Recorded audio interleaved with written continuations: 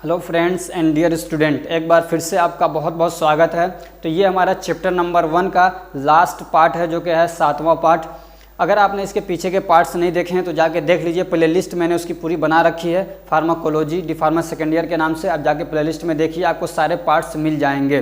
तो चलिए आज हम लोग देखेंगे एक टॉपिक रह गया था, वो क्या है, general mechanism of drug action and factors modifying drug action. तो क्या होता है, पहले इसको मोटा मोटा सा समझ लेते हैं, एक खाका देख लेते हैं, उसके बाद फिर इसको डिटेल में हम लोग देखेंगे। तो क्या होता है, यानी इसका क्या मतलब है, general mechanism of drug action, यानी दवा हमारी बॉडी के अंदर एडमिनिस्टर कर दिया, डिस्ट्रीब्यूट हो गया, वो जाके फिर काम कैसे करती है वो, यानी उसका मैकेनिज्म क्या है ड्रग के काम करने का, ड्रग अपना असर कैसे दिखाती है, तो उसके बारे में हम लोग पढ़ेंगे।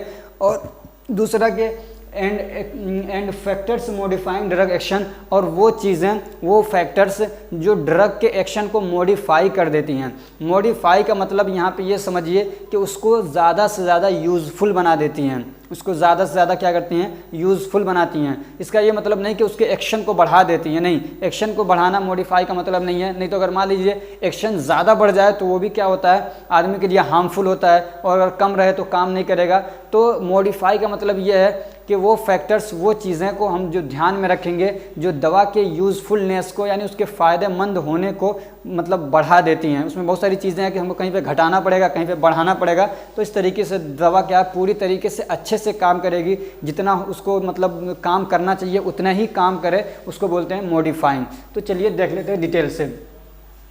तो general mechanism of drug action क्या है, majority of drug produce their action और effect by interacting with the target site और मॉलिक्यूल। ये कह रहे हैं कि ज़्यादातर दवाएं ऐसी हैं, मतलब बहुत ज़्यादातर जो दवाएं हैं, ज़्यादा दवाएं ऐसी हैं, वो क्या हैं, वो अपना एक्शन उस वक्त देती हैं, उनका एक्शन या उनका असर, वो अपना काम उस वक्त करती हैं जब वो क्या करती हैं, किसी टारगेट साइट या मॉलिक्यूल से क्या करती हैं, इंटरेक्ट करती हैं, मिलती हैं। यानी दवा बहुत सारी ऐसी हैं जो अपना असर सिर्फ उसी वक्त दिखाती हैं जब वो अपने टारगेटेड साइट या मॉलिक्यूल से जाके मिल जाती हैं, ठीक। और वो ड्रग जिससे जाके बाइंड करती है वो ज़्यादातर एक प्रोटीन ही होता है कोई। अब वो प्रोटीन क्या है, उसको अलग अलग तरीके से बांटा गया है, उसके कैरेक्टरिस्टिक के बेस पे, अलग अलग मतलब कैरेक्टरिस्टिक के बेस पे। कभी तो उनको हम लोग रिसेप्टर कहते हैं, कभी इंजाइम होते हैं, या तो फिर वो कैरियर होते हैं, या तो फिर आयन चैनल होते हैं, ठीक। तो इन चीज़ों से जब जाके दवा उसमें मिलती है तब जाके अपना एक्शन वो शो करती है, ठीक। अब ये देखते हैं हम लोग कि वो फैक्टर्स जो दवा के यूज़फुलनेस को बढ़ा देती हैं, दवा के यूज़फुलनेस को, यानी उसके फ़ायदे को बढ़ा देती हैं। ये नहीं कि दवा ज़्यादा काम करे, इस चीज़ को नहीं, ज़्यादा काम एक्शन दिखाने लग जाए अगर, तो फिर तो वो नुकसानदेह हो जाएगी। अगर कम अपना एक्शन शो करे तो भी नुकसानदेह हो जाएगी।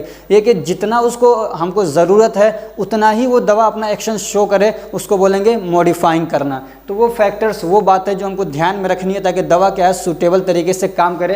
तो क्या है, बॉडी वेट। जब हम दवा दे रहे हैं किसी को तो उसका बॉडी वेट हमको ध्यान में रखना है, ठीक है। बॉडी का वेट अगर ज़्यादा होता है तो फिर दवा भी क्या होती है, ज़्यादा हमको देनी पड़ती है, ठीक। दूसरा क्या देखना पड़ता है हमको, एज। ये नहीं कि अगर मान लिया कोई आदमी, दो लोग 25 साल के हैं, एक की जो बॉडी वेट है वो तो 80 kg है और एक का 50 kg है, तो ये नहीं कि दोनों को दवा बराबर देंगे, नहीं। आप इसका थोड़ा सा ध्यान रखेंगे कि जिसका वेट ज़्यादा है उसको दवा भी थोड़ी सी ज़्यादा दी जाएगी।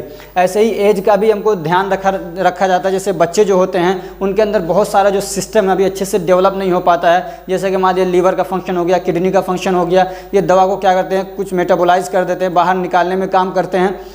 ऐसे और भी चीज़ें जैसे प्रोटीन वगैरह जो हैं तो बच्चों में पूरे तरीके से डेवलप नहीं होते हैं। तो अगर उनको दवा आप ज़्यादा दे रहे हैं तो फिर वो क्या करेंगे, नुकसानदेह हो जाएगा, उनको बहुत ज़्यादा एक्शन शो होगा तो बच्चे और ज़्यादा बीमार पड़ सकते हैं। तो इसलिए क्या है, एज का भी ध्यान रखना है। तीसरा क्या है, सेक्स।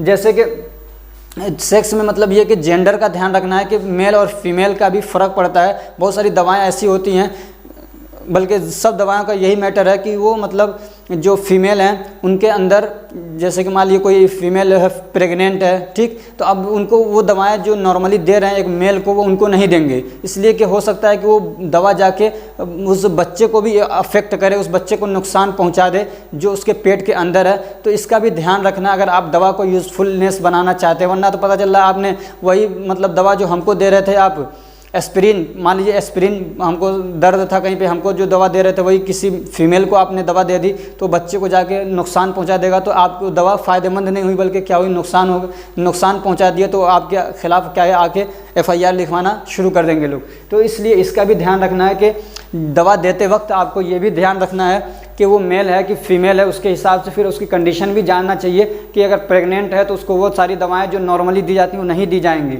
ठीक। तो इसका भी ध्यान रखा जाता है।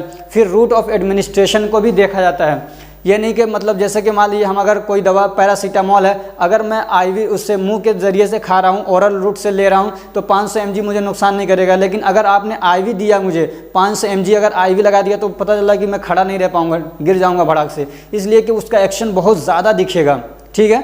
तो इसलिए तो रूट ऑफ एडमिनिस्ट्रेशन का भी ध्यान रखना है। जो IV रूट होता है उसमें दवा कम दी जाती है, फिर उससे थोड़ा सा ज़्यादा दी जाती है सबक्यूटेनियस रूट में, फिर उससे और ज़्यादा दवा बढ़ा दी जाती है ओरल रूट के अंदर। तो इसका भी ध्यान रखना है।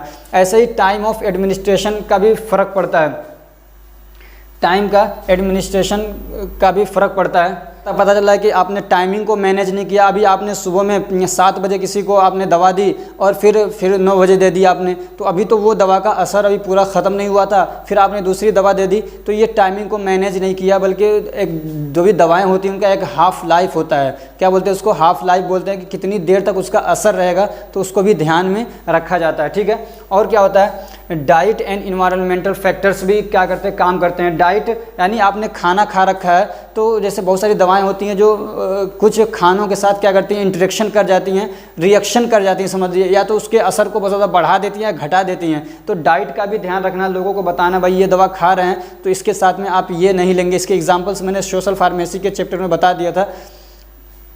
तो ये इतना ध्यान रखिए सिर्फ कि बहुत सारे जो डाइट है आपको उसका भी ध्यान रखना है, और इन्वायरमेंट का भी ध्यान रखना है कि किस इन्वायरमेंट में कहाँ पे ये दवा दी जा रही है, ठीक है। अगर मौसम वहाँ ठंडा वाला इलाका है तो वहाँ पे दवा का असर अलग होगा, और अगर वही दवा आप ऐसे इलाके में दे रहे हैं जहाँ गर्मी बहुत ज़्यादा है तो उसका दवा का असर कुछ अलग होगा। तो इसलिए उसका भी आपको क्या रखना है, ध्यान रखना है, किसका, इन्वायरमेंट का, कि इन्वायरमेंटल फैक्टर कैसा है, उसका भी ध्यान रख के आपको दवा देना है। और भी इन्वायरमेंटल फैक्टर्स अलग अलग हो सकते हैं। और क्या, जेनेटिक फैक्टर्स सभी क्या ध्यान रखना है। ऐसे कि बहुत सारे लोग ऐसे होते हैं जिनके अंदर जेनेटिक मतलब तौर पे यानी हेरिडिटी से क्या बीमारियां चली आती है। जैसे कि मान लीजिए शुगर वाली बीमारी है, शुगर की बीमारी है अगर किसी के पेरेंट्स को, तो आप उसको ध्यान में रखेंगे, नहीं तो पता चल रहा है आपने उसको ऐसी दवा दे दी, ऐसे सिरप दे दिए कि उसको पहले से तो शुगर था, आपने उसको मीठी मीठी दवाएं दे दी, तो फिर क्या होगा, उसका शुगर लेवल बढ़ जाएगा। तो आपको दवा तो फ़ायदा करने के बजाय उसको क्या किया, नुकसान कर दिया तो जाएगा। ऐसे ही इमोशनल फैक्टर्स भी काम करते हैं। ऐसे समझ लीजिए कोई आदमी बहुत ज़्यादा इमोशनल क्या है, बहुत ज़्यादा इमोशनल है, तो उसमें दवा ज़्यादा काम करती है। तो इसलिए उसका भी ध्यान रखना है कि इमोशनल कंडीशन में दवा को मेंटेन करके अपने हिसाब से देना है। ऐसे ही क्या, प्रेजेंस ऑफ डिसीज़, ये भी क्या करते हैं, इफ़ेक्ट करते हैं, ये भी मतलब दवा के उसको इफ़ेक्ट डाल सकते हैं। तो इसका भी ध्यान रखना ताकि दवा सही से काम करे। जैसे कि मान लीजिए किसी का किडनी ख़राब है, ठीक, और बहुत सारी दवाएं ऐसी होती हैं जो मतलब बॉडी से हमारे किडनी के थ्रू ही निकलती हैं, किडनी के थ्रू ही निकलती हैं। तो अब क्या होगा कि जब वो दवा अपना एक्शन शो करने लग जाएगी, फिर अब वहाँ से उसको मेटाबोलाइज होकर बाहर निकलना था, लेकिन किडनी काम ही नहीं कर रही है, तो फिर दोबारा पहुँच जाएगी दवा वहाँ पे। तो इस तरीके से अगर उसको कोई डिसीज़ है तो इसका भी ध्यान रख के आपको दवा देनी है। उसका दूसरी दवाएं अल्टरनेट आती हैं, आप वो दे सकते हैं। कुछ दवाएं ऐसी होती हैं जो सिर्फ मतलब किडनी के थ्रू ही बाहर निकलती हैं। तो उसके अलावा कुछ दवाएँ ऐसी भी होंगी उसी टाइप की जो मतलब स्किन से निकल जाए या किसी और दूसरे रास्ते से निकल जाए, तो वो वाली दवा उसकी जगह पर देंगे। ऐसा ही मेटाबॉलिक डिस्टर्बेंस, यानी कि अगर उसका मेटाबॉलिज्म नहीं हो पा रहा है तो भी दवा का क्या है, सही से फ़ायदा नहीं होगा। यानी मान लीजिए कि मेटाबॉलिक जो सब्सटेंसेस होते हैं जैसे एंजाइम्स होते हैं या हमारा लीवर है, ये डैमेज है तो मेटाबॉलिज्म सही से नहीं हो पाएगा। मेटाबॉलिज्म नहीं होगा तो दवा का असर बहुत ज़्यादा दिखता ही रहेगा। तो इससे भी क्या, इसको भी ध्यान रखना है कि उसके अंदर कोई मेटाबॉलिक डिस्टर्बेंस तो नहीं है। और क्या ध्यान में रखा जाता है, क्यूमुलेटिव इफेक्ट। क्यूमुलेटिव इफेक्ट क्या होता है, कुछ दवा जब जैसे कि दवा हम लोगों ने खा ली तो उसका मेटाबॉलिज्म होता है। मेटाबॉलिज्म आपने समझ लिया कि उसके टारगेट से उसको फिर हटाया जाता है। तो कभी काम ये वो ब्लड में आ गया, ब्लड से फिर क्या होता है, वो ब्लड से फिर वो लीवर में पहुंचता है। तो लीवर उसको क्या करता है, इंटेस्टाइन के अंदर भेज देता है वापस, ताकि वहाँ से वो क्या पखाने के रास्ते बाहर निकल जाए, ठीक। लेकिन क्या होता है कि आपका पेरिस्टाल्टिक मूवमेंट काम ही नहीं कर रहा है, यानी वो दवा वहाँ से आपके इंटेस्टाइन के अंदर आई और नीचे नहीं जा पाई, फिर से दोबारा क्या हुई, एब्जॉर्ब हो गई, फिर ब्लड में पहुँच गई, फिर वो अपने साइड पे पहुँच गई, तो इसको बोलते हैं क्यूमुलेशन इफेक्ट। ठीक है, तो इसका भी ध्यान रखना है, कहीं ऐसा तो नहीं है कि उसका मतलब पेरिस्टाल्टिक मूवमेंट काम नहीं कर रहा है, तो वहाँ पे भी दवा का क्या है असर दिख सकता है उल्टा। अब इसमें एक चीज़ आपको ये भी ध्यान रखना है, एडेटिव इफेक्ट। तो एडेटिव इफेक्ट क्या होता है कि कभी ऐसा होता है कि मान लीजिए आपको दवा का इफ़ेक्ट चाहिए मतलब ज़्यादा, तो कुछ ऐसी दवाएं होती है जब उनको दो को एक साथ मिला देते हैं तो वो दो दवाएं क्या करती है, आपको वो इफ़ेक्ट वो एक्शन दिखा देती हैं जो आपको चाहिए, और उसमें आपको बहुत ज़्यादा दवा देनी नहीं पड़ती है। एडेटिव इफ़ेक्ट उसको बोलते हैं। इसका ये फार्मूला माना जाता है 1:1, तो इसका फार्मूला है 1:1 = 2। इसका मतलब ये है कि आपको इतना एक्शन चाहिए तो आप दो तरह की दवाओं को मिला देते हैं तो वो एक्शन आपको बहुत अच्छे से और भरपूर तरीके से मिल जाता है। तो एक ही दवा को आप ज़्यादा दें तो वो अच्छा नहीं है, बल्कि दो दवाओं को आप मिला देते हैं तो वो एक्शन आपको बहुत अच्छे से मिल जाता है, उसको बोलते हैं एडेटिव इफेक्ट। ऐसे ही एक होता है सिनर्जिज्म। सिनर्जिज्म क्या होता है कि आप अगर दो दवाओं को मिला देते हैं एक साथ में तो उसका इफेक्ट आपको 3 के बराबर मिल जाता है, यानी आपको इफ़ेक्ट इतना चाहिए तो कुछ दवाएं ऐसी होती है जब उनको एक साथ मिला देते हैं तो उसका इफ़ेक्ट आपको क्या है 3 के बराबर मिल जाता है, उसको बोलते हैं सिनर्जिज्म करना। ठीक है, एक होता है एंटागोनिज्म। आप जानते हैं एंटागोनिज्म का भी ध्यान रखना है। एंटागोनिज्म क्या होता है, कुछ दवाएं ऐसी होती हैं जैसे मान लीजिए हमारी बॉडी में कुछ क्या कहते हैं केमिकल्स निकल रहे हैं, हार्मोन से निकल रहे हैं, वो निकलना बंद हो गए तो हम दवा देंगे कि जाके उसको दोबारा से निकालने लग जाएँ, तो वो होती हैं एगोनिस्ट। वो दवा जो होती है उसको बोलते हैं एगोनिस्ट। लेकिन कुछ दवाएं ऐसी होती है कि मान लीजिए हार्मोन निकल रहा, वो बहुत ज़्यादा निकलने लगा तो हम देंगे जाके कुछ दवाएं ऐसी कि जाके वो हार्मोन को निकलने से रोक दे, तो वो जो रोकने वाला जो काम करेगी वो होती है एंटागोनिस्ट। तो इसका भी ध्यान रखना है। तो कभी दवा आपको एगोनिस्ट देनी पड़ती है और कभी क्या करना पड़ता है एंटागोनिस्ट देनी पड़ती हैं ताकि दवा को क्या है यूज़फुल बनाया जा सके।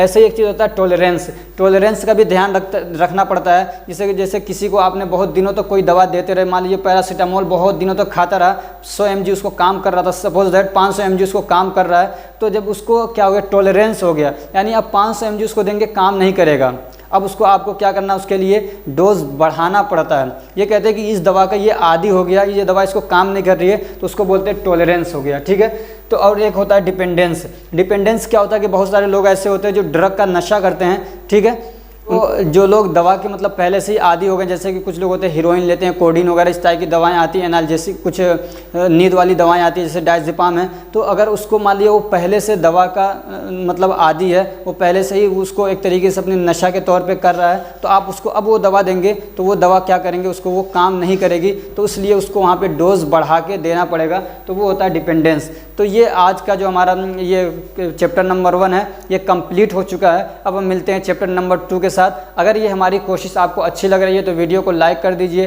चैनल को सब्सक्राइब करिए और अपने फ्रेंड्स को भी शेयर करिए ताकि वो भी इससे फ़ायदा उठा सकें। Thank you so much for watching.